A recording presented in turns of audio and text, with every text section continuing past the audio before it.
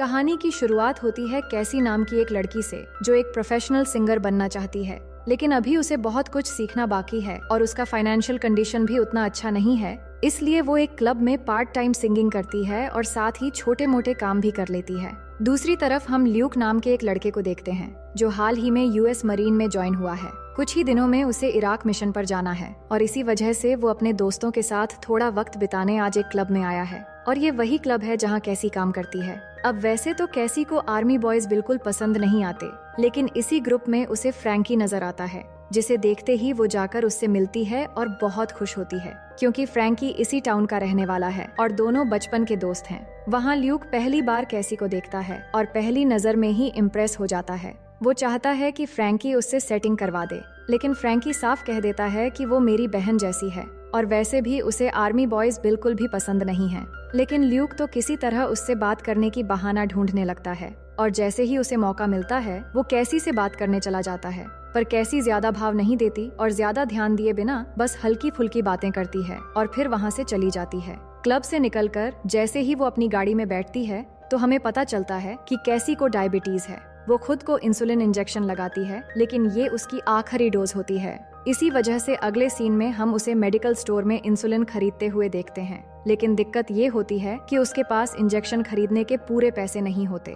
तभी अचानक उसकी माँ वहाँ आती है और थोड़े पैसे देकर मदद करती है, पर इतने पैसे भी पूरे नहीं पड़ते और वो इंसुलिन खरीद नहीं पाती, तो मजबूरी में वो खाली हाथ घर लौट आती है। इसके बाद ल्यूक को देखते हैं जो रनिंग कर रहा होता है, लेकिन तभी कार लेकर जॉनो नाम का एक लड़का उसके पीछे पड़ जाता है। ल्यूक भागने की कोशिश करता है पर उससे बच नहीं पाता। जॉनो गुस्से में कहता है कि मेरे $10,000 कब वापस करेगा। असल में ल्यूक ने उससे उधार लिया था, लेकिन इस वक्त उसके पास पैसे नहीं होते, इसलिए वो अगले हफ्ते देने का वादा करके वहाँ से निकल जाता है। इसके बाद हमें कैसी को दिखाया जाता है जो एक छोटे से रेंटल अपार्टमेंट में रहती है। उसकी मॉम मिलने आई होती है जो लैंडलॉर्ड का वार्निंग लेटर देख लेती है, जिसमें लिखा था कि अगर किराया नहीं भरा तो घर खाली करना पड़ेगा। मॉम ये देखकर परेशान होती है कि मेरे साथ वापस घर चलो, लेकिन कैसी मना कर देती है क्योंकि उसकी मॉम खुद एक सिंगल मदर है जो मुश्किल से अपने छोटे से कमरे में रहती है और मामूली सी नौकरी से खर्चा चलाती है। यही वजह थी कि कैसी वहाँ से अलग हो गई थी। वो अपनी माँ से जज्बाती होकर कहने लगती है कि जब से उसे डायबिटीज हुई है उसकी आधी सैलरी मेडिसिन खरीदने में चली जाती है।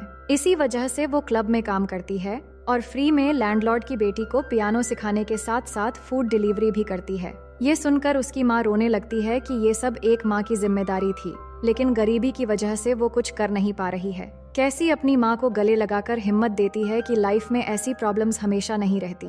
इसके बाद हम क्लब का सीन देखते हैं जहाँ कैसी स्टेज पर गाना गा रही होती है। उसकी आवाज बहुत ही खूबसूरत होती है और सब लोग उसके गाने पर एंजॉय कर रहे होते हैं, लेकिन इंसुलिन न लेने की वजह से थोड़ी ही देर में अचानक उसे चक्कर आने लगते हैं। वो गाना बीच में ही छोड़कर बाहर जाने लगती है, लेकिन उससे पहले ही कमजोर होकर गिर जाती है। वहाँ मौजूद लोग उसे संभालकर वॉशरूम तक छोड़ देते हैं, जहाँ उसके पास थोड़ा सा इंसुलिन था, जिसे इंजेक्ट करके खुद को नॉर्मल करने की कोशिश करती है। इसी बीच उसकी नजर एक यूएस मरीन के बैच पर पड़ती है, जिसे देखकर उसे एक आइडिया आता है। फिर अगली सुबह वो सीधा फ्रैंकी के घर पहुंच जाती है, लेकिन वहाँ फ्रैंकी के साथ ल्यूक भी रहता है, तो कैसी थोड़ी देर उसे बाहर रुकने के लिए कहती है। इसके बाद वो फ्रैंकी को बताने लगती है कि पहले तो मैं अपना खर्चा चला लेती थी, लेकिन जब से मुझे डायबिटीज हुई तब से मुझे रेंट भरने के साथ साथ इंसुलिन अफोर्ड करने में बहुत मुश्किल हो रही है।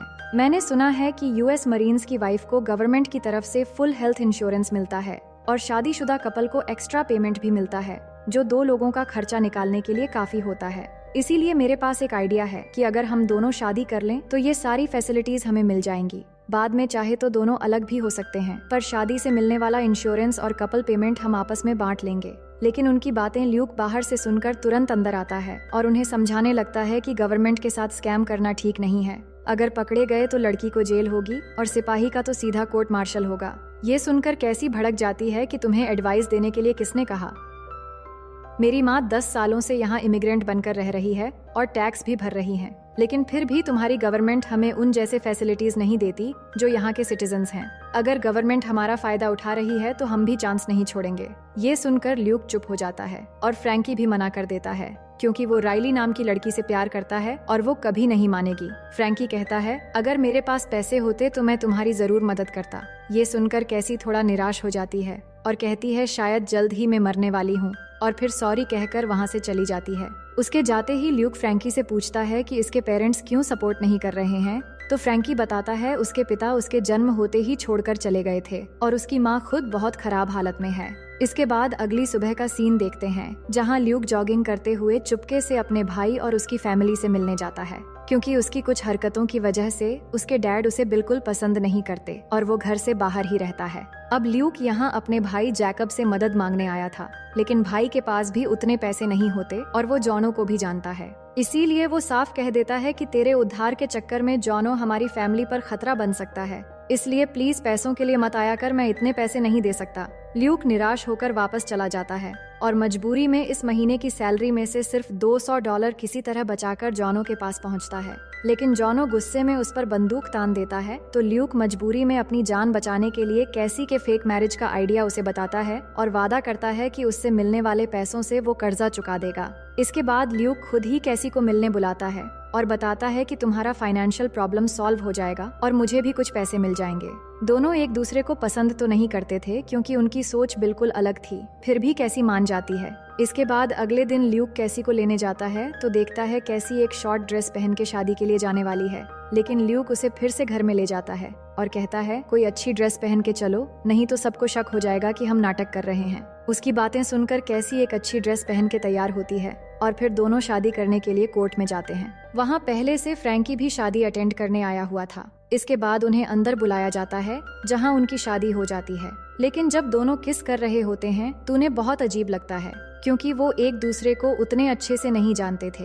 अब शादी इतनी जल्दी हो जाने से किसी को शक न हो जाए, इसलिए ल्यूक ने समझा दिया था कि जब तक मैं मिशन पर रहूंगा हमें प्यार का नाटक करना पड़ेगा, हम पर नजर रखी जाएगी, इसलिए दूर रहते हुए हमें रोमांटिक चैट्स और कॉल्स वगैरह करना पड़ेगा। फिर मैरिज पार्टी में दोनों सभी दोस्तों के सामने परफेक्ट कपल होने का दिखावा करते हैं। ल्यूक कहता है कुछ दिनों बाद जब मैं मिशन से वापस आ जाऊंगा तो हम डिवोर्स ले लेंगे, लेकिन उससे पहले हमें ये नाटक जारी रखनी पड़ेगी। अब मिशन से पहले गवर्नमेंट वहाँ एक रस्म को फॉलो करती है जिसमें सब मरीन्स और उनके परिवार को एक होटल में रखा जाता है और जो भी सिपाही नई शादी करे उसे अपनी वाइफ के साथ उस होटल में एक रात गुजारनी पड़ती है। अब थोड़ी देर के लिए ही सही माहौल थोड़ा रोमांटिक था, लेकिन ये दोनों तो दिखावा कर रहे थे और ऊपर से दोनों की सोच भी अलग थी। लेकिन कल सारे मरीन्स को इराक मिशन के लिए निकलना है, जिससे ल्यूक थोड़ा घबराया हुआ था। कैसी थोड़ी देर के लिए उससे हमदर्दी जताती है और उसे हौसला देती है कि तुम बहुत बहादुर हो। फिर धीरे धीरे वो मोमेंट बनता है जिसके लिए वो अब तक बिल्कुल भी तैयार नहीं थे।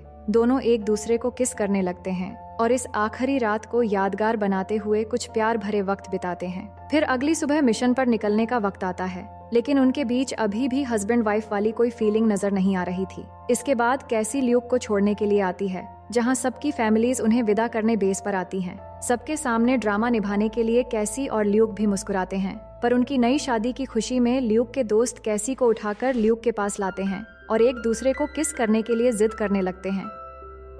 वो भी ऐसा ही करते हैं और फिर सब मरीन्स इराक मिशन के लिए निकल जाते हैं। इसके बाद कैसी को गवर्नमेंट की तरफ से ट्रीटमेंट मिलना शुरू हो जाता है। अब आगे भी सबके शक से बचने के लिए वो एक दूसरे को मैसेज, ईमेल्स और वीडियो कॉल्स करते रहते हैं और इन्हीं मैसेजेस के जरिए हमें कैसी की जिंदगी के बारे में पता चलता है। वो बताती है कि उसकी मॉम का बॉयफ्रेंड भी मिलिट्री में था, लेकिन कैसी के जन्म होते ही वो उसे और उसकी मॉम को छोड़कर चले गए, इसीलिए उसे मर्दों से नफरत हो गई, खासकर मिलिट्री वालों से। कैसी कहती है कि म्यूजिक ही मेरा पैशन है और 5 साल से मेरा बैंड ग्रुप स्ट्रगल कर रहा है। जब भी मैं उदास या गुस्से में होती हूँ तो उसे अपने म्यूजिक के लिरिक्स में उतार देती हूँ। दूसरी तरफ ल्यूक भी अपने बारे में बताता है कि उसके ग्रैंडफादर एक जंग में शहीद हुए थे, फिर उसके पिता ने भी आर्मी ज्वाइन किया, लेकिन फिर एक जंग में वो जख्मी हो गए और उन्हें गवर्नमेंट की तरफ से अवार्ड भी मिला था। वो और बताता है कि हाई स्कूल के बाद वो भटक गया था और एक बड़ी गलती की वजह से उसके पिता उससे नाराज हो गए और उनका दिल जीतने के लिए ही वो मरीन में भर्ती हुआ, लेकिन अब उसे लगता है कि वो ये सब सिर्फ पिता के लिए नहीं बल्कि अपने देश के लिए भी कर रहा है।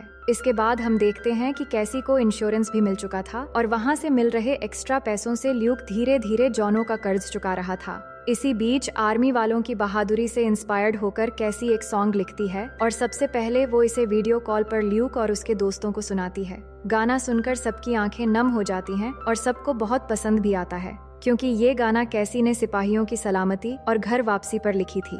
इसके बाद कैसी वही सॉन्ग लॉन्च करती है और किस्मत से एक ऑर्गेनाइजर उसे एक बड़े म्यूजिक फेस्टिवल में गाने का ऑफर दे देता है। कैसी बहुत खुश होती है क्योंकि अब उसके लाइफ में एक बेहतरीन मोड़ आया है। फिर जब फेस्टिवल पर वो गाना परफॉर्म करती है तो उसका गाना हर किसी के दिल को छू जाता है। देखते ही देखते वो गाना वायरल हो जाता है और वो पूरे देश भर में फेमस होने लगती है। लेकिन जैसे जैसे उसकी लाइफ ट्रैक पर आ रही थी वैसे ही ल्यूक से कांटेक्ट कम होने लगा था। कैसी उसे बार बार वॉइस मेल छोड़ती है ये सोचकर कि शायद वो मिशन में बिजी होगा। और सच में उस समय इराक की हालात बहुत ही ज्यादा खराब थीं। अब कैसी अपनी सक्सेस को सेलिब्रेट ही कर रही थी कि अचानक उसे मरीन्स की तरफ से कॉल आता है। वो बताते हैं कि उसका हस्बैंड ल्यूक जंग में बॉम्ब ब्लास्ट की वजह से बुरी तरह जख्मी हो गया है और इस वक्त उसकी सर्जरी चल रही है। ये सुनकर कैसी घबरा जाती है और तभी उसे याद आता है कि ल्यूक ने कहा था अगर इस मिशन के दौरान मुझे कुछ भी हो जाए तो मेरे भाई जैकब के पास जाकर उसे सच बता देना और याद रहे कि मेरे डैड को इन सब के बारे में कुछ भी पता न चले।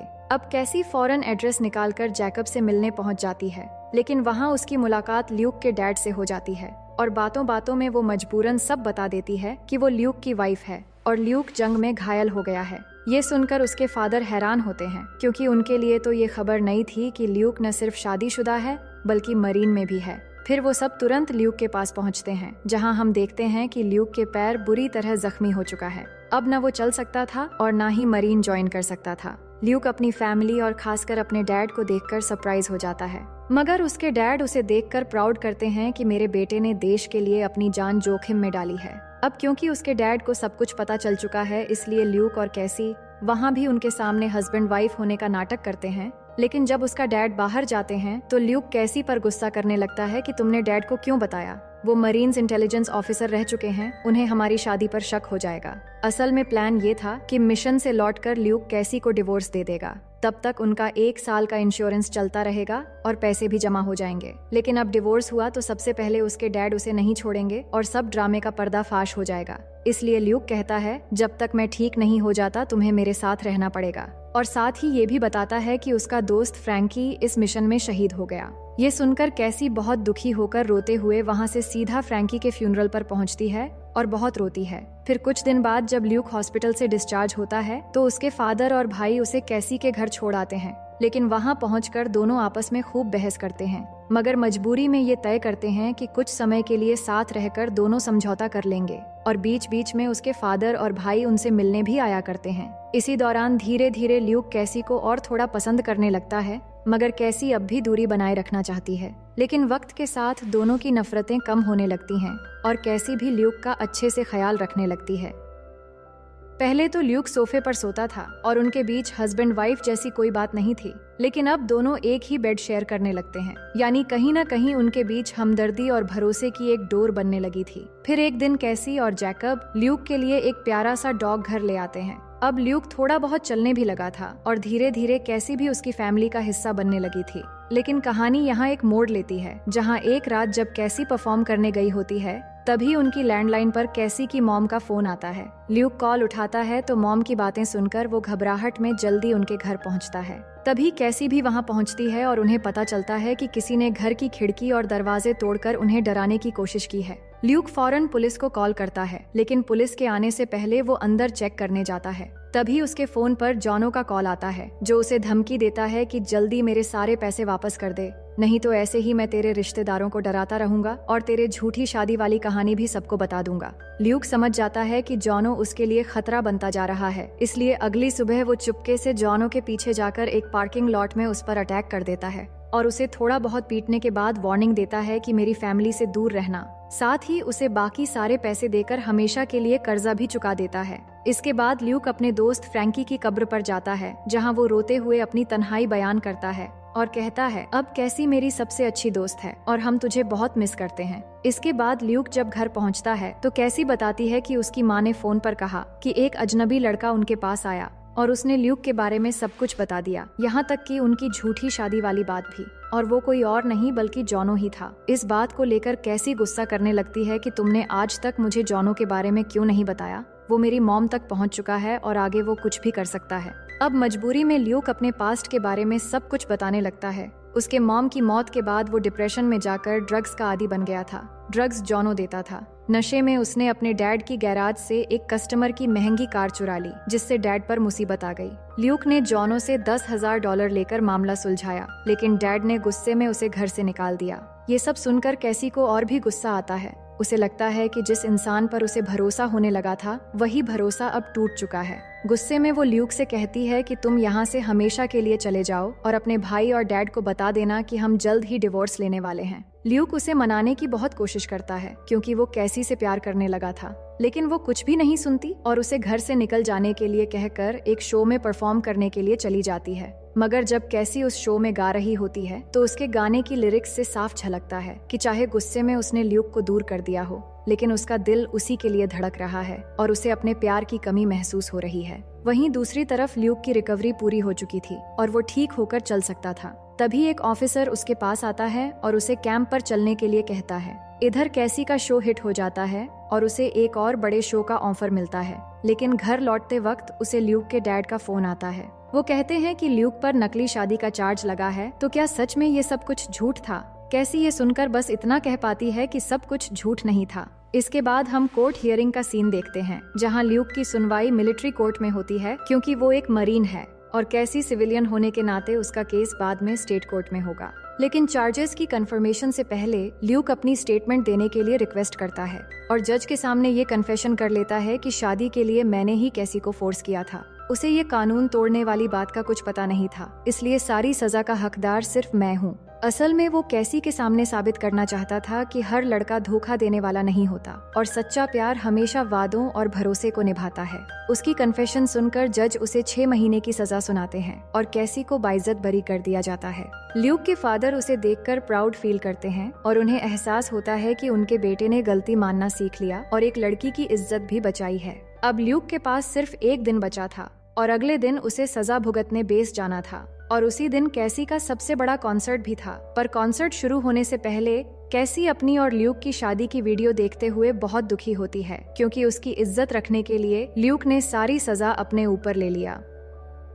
वहीं दूसरी तरफ ल्यूक अपने डैड के साथ बेस के लिए निकल रहा होता है। तभी उसकी नजर पर्पल हार्ट मेडल पर पड़ती है, जो उसे जख्मी होने के बाद मिला था। उसके डैड ने वो मेडल अपने पर्पल हार्ट के साथ लगा रखा था, जो देखकर ल्यूक बहुत खुश होता है। दूसरी ओर कैसी का गाना शुरू होता है और गाने के लिरिक्स से साफ होता है कि अब वो भी ल्यूक से प्यार करने लगी है। उसे वो सारे खूबसूरत पल याद आने लगते हैं जो उसने ल्यूक के साथ बिताए थे और वो बहुत दुखी होकर गाना गाती है। फिर कॉन्सर्ट खत्म होते ही वो भागते हुए अपनी गाड़ी लेकर बेस की तरफ निकल पड़ती है। वहीं ल्यूक की फैमिली उसे बेस पर छोड़ने आई होती है और सब उसे गले मिल रहे होते हैं। तभी वहाँ कैसी पहुंचकर ल्यूक के पास आती है और उसकी आंखों में आंसू होते हैं। वो कहती है कि मैं तुम्हारा इंतजार करूंगी और हमारी शादी नकली नहीं हो सकती, क्योंकि मुझे तुमसे प्यार है और मैं सारी जिंदगी खुशी खुशी तुम्हारे साथ बिताना चाहती हूँ। ये सुनकर ल्यूक भी अपने दिल की बात कह देता है और दोनों प्यार से एक दूसरे को किस करने लगते हैं। सब उन्हें देखकर बहुत खुश होते हैं और उन्हें यकीन होता है कि चाहे शादी किसी भी मकसद से हुई हो, उनके प्यार का रिश्ता सच्चा है।